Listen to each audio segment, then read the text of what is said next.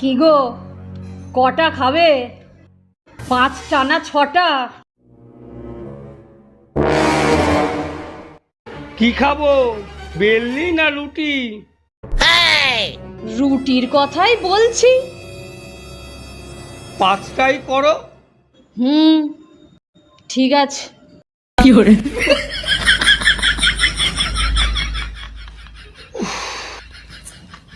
আমি তো ভাবলাম মারতে এলো।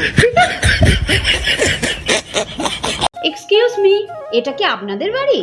হ্যাঁ, এটা আমাদেরই বাড়ি। আচ্ছা দাদা, আপনাকে একটা প্রশ্ন করব। হ্যাঁ বলুন। আপনারা কয় ভাই বোন? আমরা 25 জন ভাই বোন। এর আগে কেউ কখনো আপনাদের বাড়িতে জনগণনা করতে আসেনি? ওরা তো জনগণনা করতে এসেছিল, আমরা সবাই মিলে একসঙ্গে পড়তে বসছিলাম বলে টিউশনের ব্যাচ ভেবে চলে গেছে।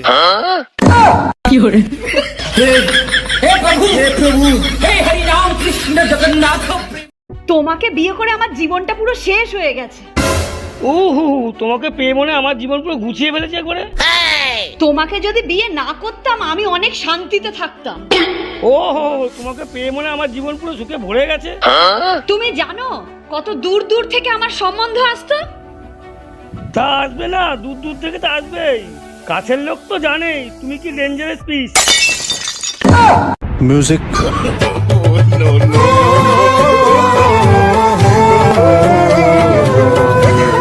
সতীর কাছে বাধা সারা, সতীর কাছে বাধা সারা। কি গো, কি হয়েছে তোমার চোখে?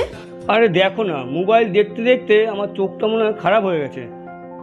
মনে হয় চশমা নিতে হবে, জানো তো। তা সব সময় এত মোবাইল দেখছো কেন?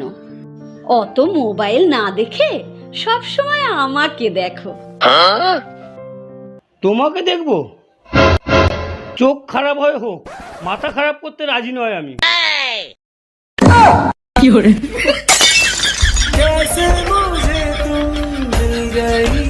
এই জানো, ঝুমা বৌদির কোমরে না একটা এত বড় কালো দাগ আছে।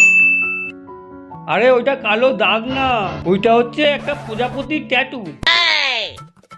জানো, ওই প্রজাপতির মধ্যে না 3টে কালার আছে। ওই প্রজাপতির মুখটা না এরকম হা করে।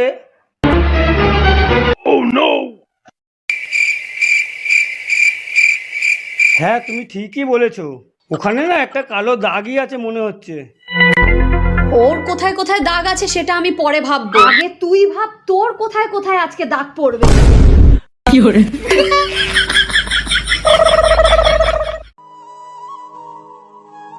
ঝুমা বৌদি, তোমার বোর্ড ঠিক হয়ে গেছে, নাও।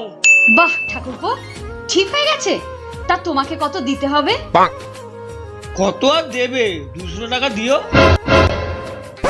200? বলছি ঠাকুরপো, টাকা না দিয়ে অন্য কিছু দিলে হবে না? অন্য কিছু? হ্যাঁ বৌদি, হবে। তুমি 2 মিনিট দাঁড়াও ঠাকুরপো, আমি এক্ষুনি আসছি। আচ্ছা, এই দিনটার জন্যই তো আমি অপেক্ষা করেছিলাম। এ নাও ঠাকুরপো, বাইগান গামছা পাতো। কই পাতো? এ নাও। ঠিক আছে? কি ভাবলাম আর কি হলো। পাওয়ার আগে সবই যে হারাবে।